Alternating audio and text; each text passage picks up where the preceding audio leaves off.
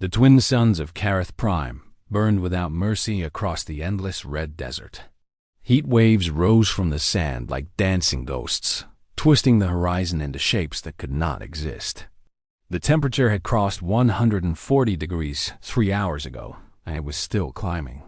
No intelligent species should have been traveling through this wasteland at midday, but the human caravan pushed forward anyway.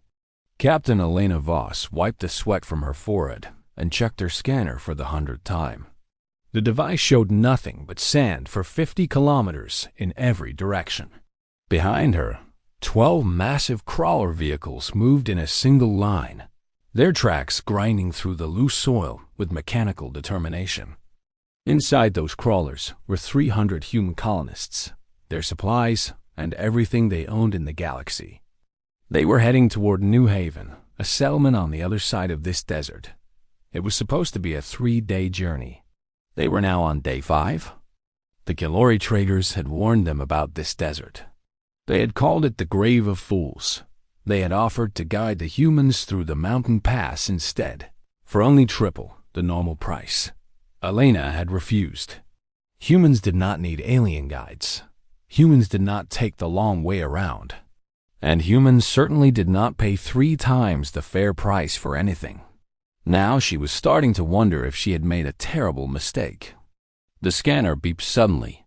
Elena looked down and saw something impossible. There was a structure ahead, maybe 2 kilometers away. It appeared as a cluster of buildings, perhaps an old mining station or an abandoned outpost. She blinked hard and looked again. The reading remained steady. This was not a mirage. This was real. She grabbed her radio and called back to the other crawlers. Her voice was rough from the dry air. She told them what she had found. There was excitement in the responses that came back. A shelter meant shade. Shade meant rest. Rest meant survival. The caravan increased its speed slightly, engines straining against the heat. Private Marcus Chun was driving the 3rd crawler in the line. He was 22 years old and had never been on an alien planet before 6 months ago. Earth was a distant memory now, a blue marble he would probably never see again. He watched the structure grow larger through his dusty windshield and felt hope rising in his chest. Then he felt something else, a tingling at the back of his neck, a whisper of wrongness that he could not explain. He had felt this sensation once before, back on Earth, in the forests of northern Canada. He had been hunting with his grandfather when the old man had suddenly stopped walking. His grandfather had looked around slowly, sniffed the air, and then quietly told Marcus to climb the nearest tree. Marcus had obeyed without question. 30 seconds later, a grizzly bear had emerged from the bushes. His grandfather had always called that feeling the warning of ancestors. Marcus felt it now, stronger than ever. He picked up his radio and called Captain Voss. He told her something was wrong. He could not explain what. He just knew. She listened without interrupting, which was something Marcus appreciated about her. When he finished, there was silence for a long moment. Then she ordered the caravan to stop. The other drivers protested. They could see the buildings now, shimmering in the heat, but definitely real. Water might be there. Shade was certainly there. Why were they stopping? Elena ignored their complaints. She had learned long ago to trust the instincts of her people. Human intuition had kept their species alive for 1,000,000 years. She was not going to dismiss it now. She ordered a drone launch. The small flying machine rose from the lead crawler and shot toward the structures at high speed. Its cameras transmitted images back to her console. She watched carefully as the buildings grew larger on her screen. They looked old and weathered. They looked abandoned. They looked perfectly safe. The drone flew directly over the first building. For a moment, nothing happened. Then the sand around the structure erupted upward like a living thing. Massive jaws burst from beneath the surface, jaws lined with teeth the size of ground vehicles. The drone captured 1 second of horrible clarity before it was swallowed whole. The image showed a mouth so large it could consume their entire caravan in a single bite. Elena felt her blood turn cold despite the heat. The creature was buried beneath the sand, waiting. The buildings on its back were not buildings at all. They were growths, natural formations designed by evolution to look like shelter. This was a predator of unimaginable size and patience. It had been waiting here for who knew how long, waiting for prey desperate enough to seek its false promise of safety. She broadcast the drone footage to all crawlers immediately. Panic erupted across the radio channels. People were screaming, crying, praying. 300 souls had been walking straight into death, and they had not even known it. If not for Marcus and his strange feeling, they would all be dead now. But they were not dead yet. Elena's mind raced through possibilities. They could not go forward. They could not go back the way they came because their water supplies would not last. The mountain pass was 4 days away in the wrong direction. They were trapped in this killing ground with a monster between them and salvation. Dr. Yuki Tanaka spoke up from the science crawler. She had been studying the creature through the remaining drone cameras. Her voice was calm and clinical, the voice of a scientist facing a fascinating problem rather than certain death. She explained what she had observed. The creature responded to vibration.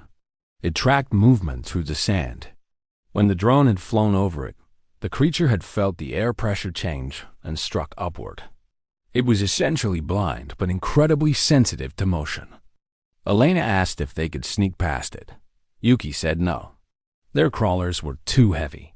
Even at minimum speed, the vibrations would alert the creature. They would never make it past its striking range. The thing was simply too big and too fast. Sergeant William Drake suggested they fight it. He commanded the security team, 50 soldiers armed with the best weapons Earth could provide.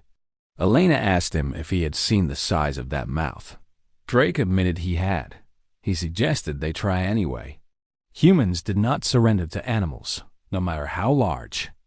Elena appreciated his courage, but not his strategy. There had to be another way. Marcus spoke up again on the radio. His voice was thoughtful, not panicked. He asked a simple question. What if they gave the creature what it wanted? Everyone else fell silent, confused by his words. Marcus explained further. The creature was waiting for prey to walk into its trap. So they should give it prey, just not human prey. Elena began to understand. She asked Marcus to continue. He laid out his plan in careful detail. They would sacrifice one of the crawlers. They would fill it with fuel reserves and explosives. They would send it toward the creature on autopilot, while the rest of the caravan made a wide circle around the danger zone. The creature would attack the decoy. The explosion would wound or kill it. Either way, they would have a chance to escape. The plan was crazy. The plan was desperate. The plan might get them all killed anyway. Elena approved it immediately. The next 2 hours were organized chaos. Engineers stripped Crawler 7 of everything useful. Colonists transferred to other vehicles, cramming into spaces already too small. Soldiers rigged explosives with careful precision. The fuel tanks were redirected to maximize the blast. When they were finished, Crawler 7 was a rolling bomb with enough destructive power to level a small city. The caravan began its wide detour as the sun started its descent toward the horizon. The heat was finally breaking. They moved slowly, keeping their vibrations as minimal as possible.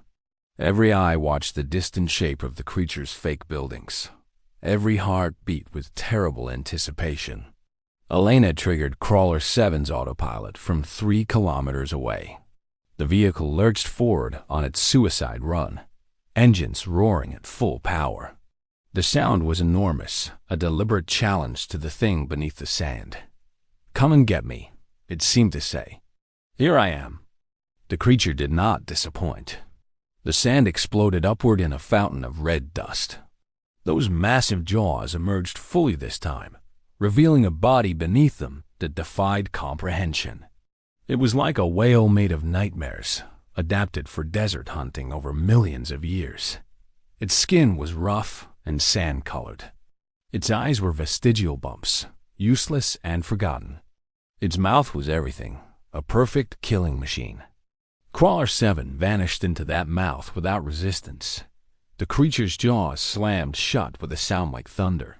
For one terrible second, nothing happened. Then the desert floor rose upward, as if pushed by the hand of a god.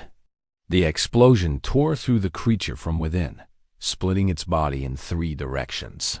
Fire and flesh rained across the sand. The shock wave hit the caravan like a physical blow, rocking the vehicles on their tracks. When the dust settled, the creature was dead. More than dead. It was destroyed so completely that scavengers would find nothing worth eating. The humans had turned its own trap against it and won. The caravan crossed the killing ground in silence. Nobody celebrated, nobody cheered. They had lost one of their vehicles and a significant portion of their supplies. The journey ahead would be harder now, but they were alive. They were moving, and they had proven once again what humans were capable of when pushed to the edge. 3 days later, the caravan rolled into New Haven. The colonists there came out to meet them with food, water, and open arms. Stories were exchanged. News was shared. When Elena told them about the creature in the desert, the local leaders grew pale. They had lost 4 caravans to that thing over the past decade. They had thought it was immortal, unkillable, a permanent barrier to that travel route. Humans had killed it in one afternoon with cleverness and explosives. Word spread across Carath Prime within weeks. The aliens who had warned humans about the grave of fools heard what happened. They did not believe it at first. Then they saw the footage from the drones. Then they believed it and fell silent with something between fear and respect. The Calori traders adjusted their prices immediately. They no longer charged humans triple. They no longer tried to cheat them at all. In fact, they started offering discounts nobody had ever seen before. When asked why, they gave the same answer every time. Humans were crazy enough to walk into obvious traps and somehow come out victorious. It was better to stay on their good side. Elena never forgot the lesson of that desert. She taught it to every new arrival at New Haven. Trust your instincts. Work together. Never surrender. And when something tries to trap you, turn that trap into a weapon. The universe was full of dangers that wanted humanity dead. But humanity was full of people who refused to die. That was the difference. That was why they kept winning. That was why they always would.